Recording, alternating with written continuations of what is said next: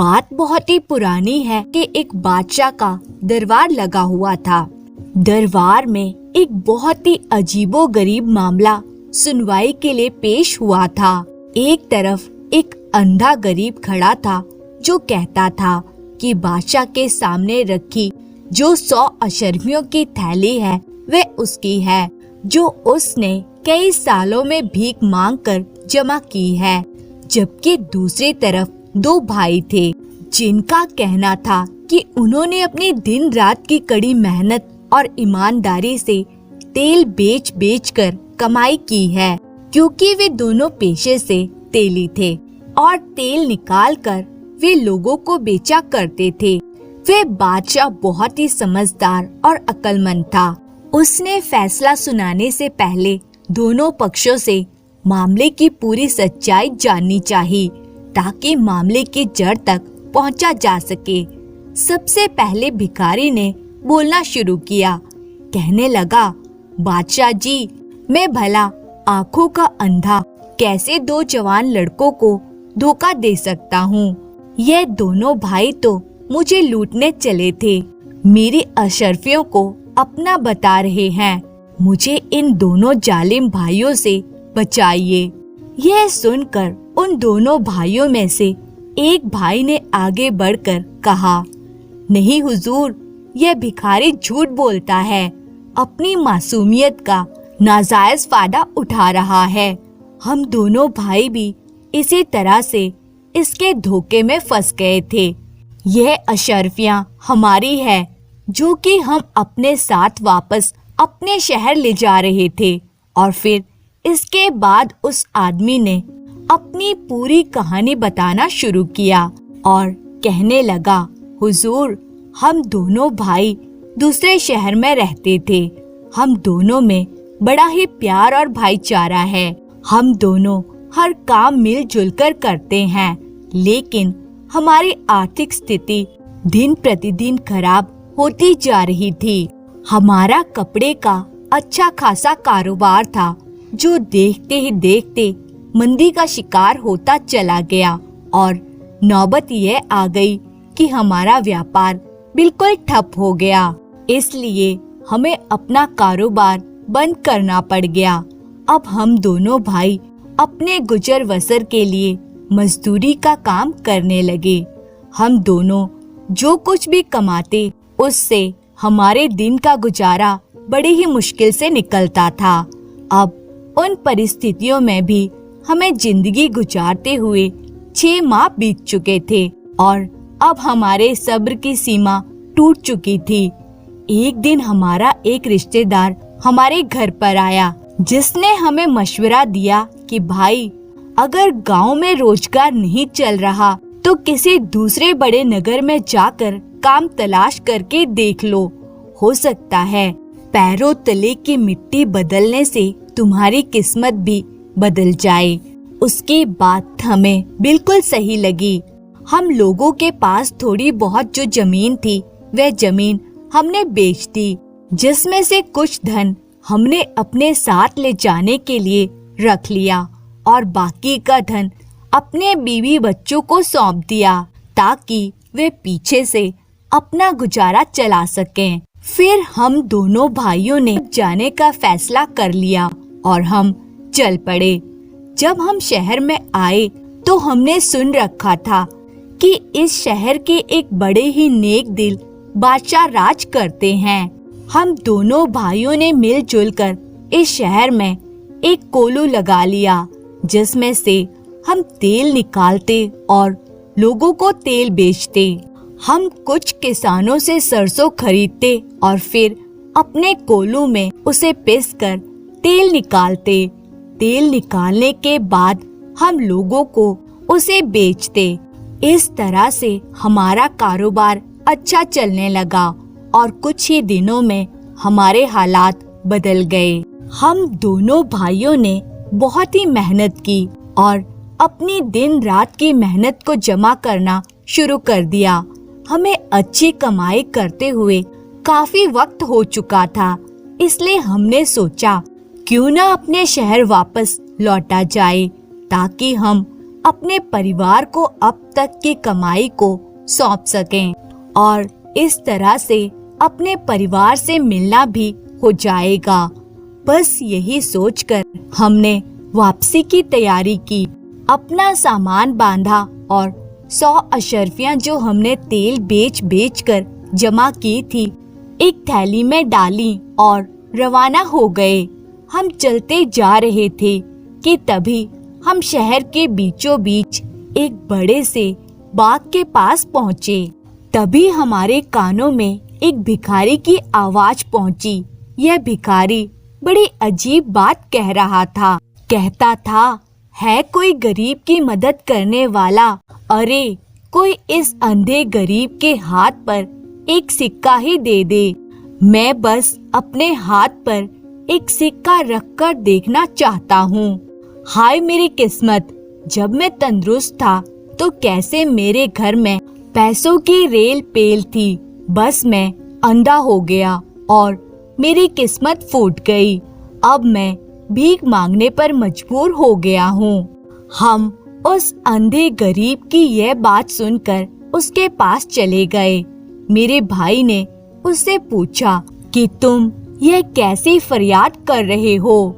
उसने हमें कहा, मैं क्या बताऊं, मैं जब से अंधा हुआ हूँ मैं सिक्कों को देख तो सकता नहीं, छूने को भी तरस गया हूँ। काश कोई मेरी हथेली पर एक सिक्का रख दे। यह सुनकर मेरे भाई ने हंसते हुए उस गरीब भिखारी से कहा, तो तुम अपने हाथ पर एक सिक्का रखकर देखना चाहते हो? मैं तुम्हारे हाथ पर पूरे 100 सोने के सिक्के रख देता हूँ। तुम इन सिक्कों को छू कर देख लो। यह कहकर मेरे भाई ने उसके हाथ पर अशर्फियों की थैली रख दी। उस भिखारी ने थैली को खोलकर अशर्फियों को हाथ में लेना शुरू कर दिया। कुछ क्षण वह इसी काम में व्यस्त रहा और जब हमने उससे अपनी अशर्फियों की थैली मांगी तो उसने कहा, कौन सी अशर्फियां? यह तो मेरी हैं।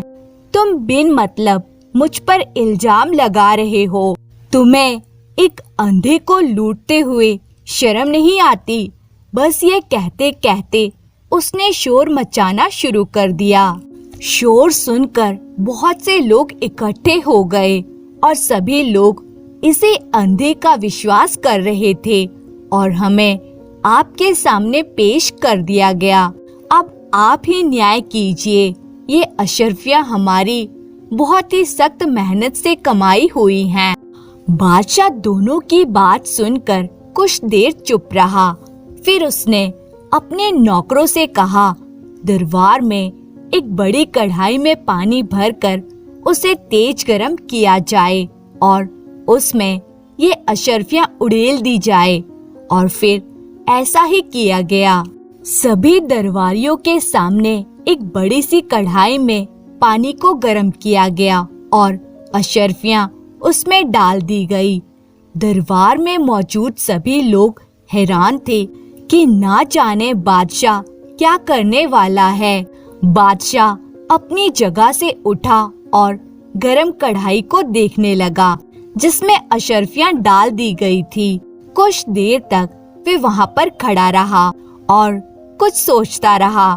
फिर उसने फैसला सुना दिया, यह 100 अशर्फियां इन दोनों भाइयों की है, इसलिए अशर्फियां इन दोनों भाइयों को दे दी जाए।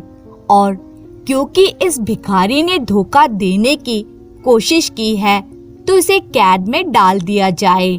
लेकिन इसके अंधे होने के कारण मुझे इस पर कुछ दया आती है, इसलिए मेरा आदेश है कि इसे धक्के मारकर महल से निकाल दिया जाए और इसे देश निकाले की सजा दी जाती है। और साथ ही साथ में दोनों भाइयों को यह हिदायत भी दी जाती है कि आगे से वह अपना धन किसी भी ऐसे आदमी को ना सौंपे जिसे वह जानते ना हो। बादशाह का फैसला सुनकर सभी दरबारी हैरान रह गए। दूसरी तरफ वे दोनों भाई बहुत ही खुश थे और फिर उनकी अशर्फियों की थैली उनके हवाले कर दी गई, जबकि उस भिखारी को देश निकाला दे दिया गया। सभी दरबारी ये सोच रहे थे कि बादशाह ने ये फैसला कैसे किया। दरबारियों ने बादशाह से ये सवाल पूछा कि बादशाह सलामत, आपने ये कैसे जाना कि यह अशरफियां इन दोनों भाइयों की है, अंधे गरीब की नहीं है। बादशाह ने बताया कि जब ये अशरफियां खौलते हुए पानी में डाली गई तो मैं इस बात को जानता था कि ये दोनों भाई तेली हैं, यानी तेल निकालकर तेल बेचने का काम करते हैं। तो यह वही अशरफियां होगी जो ग्राहकों ने तेल खरीदते समय इन्हें दी होगी और ये तेल वाले हाथों से उन अशरफियों को लेकर रख लेते होंगे। जब ये अशरफियां खौलते हुए पानी में डाली गई तो कुछ ही समय में मैंने देखा कि पानी के ऊपर की सतह पर चिकनाई आ चुकी थी, जो कि तेल वाले हाथों की वजह से इन अशरफियों पर लगी हुई थी और अब वे गर्म होने की वजह से तेल की चिकनाहट ऊपर आ गई थी। अब अगर इत्तेफाक से एक आधी अशरफी चिकनी होती तो कोई बात नहीं थी, लेकिन क्योंकि यह वे सिक्के थे जो ये अपने ग्राहकों से तेल बेचते हुए वसूल करते थे, इसलिए उनके हाथों से तेल सभी अशरफियों पर लग जाता था, जो कि मुझे गर्म पानी की वजह से नजर आ गई। बस इसी तरह से मुझे पता चल गया कि यह अशरफियां इन दोनों भाइयों की है जो इन्होंने तेल बेचकर जमा की है। और इस तरह से बादशाह ने बहुत ही सही न्याय किया। पूरा दरबार और राज्य के लोग भी बादशाह की इस समझदारी की प्रशंसा कर उठे। धन्यवाद। बात उस समय की है जब महाभारत का युद्ध समाप्त हो चुका था और पांडवों को कौरवों पर विजय प्राप्त हो चुकी थी। युधिष्ठिर का राज्य अभिषेक हो चुका था और युधिष्ठिर ने अपने राज्य के विस्तार और गरिमा को बढ़ाने के लिए अश्वमेध यज्ञ का आयोजन किया और उसके जरिए धर्म, कर्म, दान, पुण्य भी बहुत ही खुलकर किया। जितने भी राज्य के निवासी थे, ब्राह्मण और ऋषि मुनियों के लिए भोजन का आयोजन किया। सभी जनों को भोज के जरिए तृप्त किया। किसी को भी किसी प्रकार के दान इत्यादि से कमी नहीं रहने दी। संपूर्ण आयोजन में किसी भी प्रकार की कमी नहीं देखी जा सकती थी। संपूर्ण आयोजन को देखकर युधिष्ठिर के मन में अभिमान का भाव आ गया और मन में कई विचार आने लगे। उन्हें लगा उन्होंने ऐसे आयोजन का आवाहन किया है जिससे हर कोई तृप्त है। उनके जैसा आयोजन कोई भी नहीं कर सकता है। युधिष्ठिर के इन विचारों का एहसास श्री कृष्ण को हो गया और उन्होंने युधिष्ठिर के अभिमान का नाश करने के लिए एक लीला की। जब सभी लोग भोज करके जाने लगे तो भंडार मंडप में एक नेवला आया। नेवला बहुत ही अजीब था। उसका आधा शरीर सोने का था और आधा शरीर सामान्य था। वो पूरे भंडार क्षेत्र में घूम घूम कर सभी पत्तलों से एक एक दाना चुन रहा था और फिर दूसरे पत्तल की ओर बढ़ जाता है। इस पर सभी को आश्चर्य हुआ कि आखिर नेवला क्या कर रहा है। युधिष्ठिर ने जिज्ञासावश स्वयं श्री कृष्ण से पूछा कि केशव, ये नेवला आखिर क्या कर रहा है। इस पर श्री कृष्ण ने बोला, धर्मराज, तुम स्वयं ही उस नेवले से क्यों नहीं पूछ लेते हो। इस पर युधिष्ठिर ने अपनी जिज्ञासा को पूरा करने के लिए उस नेवले से पूछ लिया कि वो आखिर क्या कर रहा है।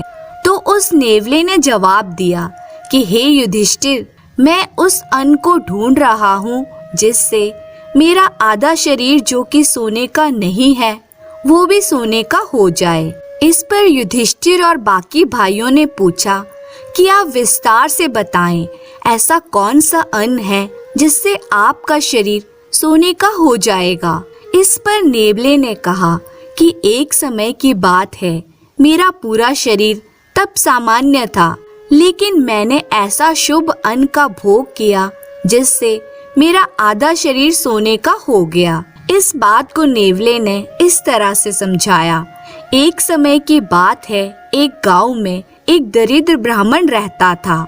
उसके साथ उसकी पत्नी, उसका पुत्र और पुत्रवधू रहते थे। ब्राह्मण बहुत ही धर्मात्मा व्यक्ति था। अपने द्वार से कभी भी किसी भिक्षुक को या किसी अतिथि को बिना सत्कार किए नहीं जाने देता था। एक बार की बात है, उसके राज्य में बहुत बड़ा अकाल पड़ा और अभी लोगों को 2 समय का अन्न भी नसीब नहीं हो रहा था। ब्राह्मण का परिवार भी करीब 6 दिन से एक अन्न का दाना नहीं खाया हुआ था। किसी तरह उन्होंने कुछ भोजन की व्यवस्था की और जैसे ही खाने के लिए बैठे, उनके द्वार पर एक भिक्षुक आ गया।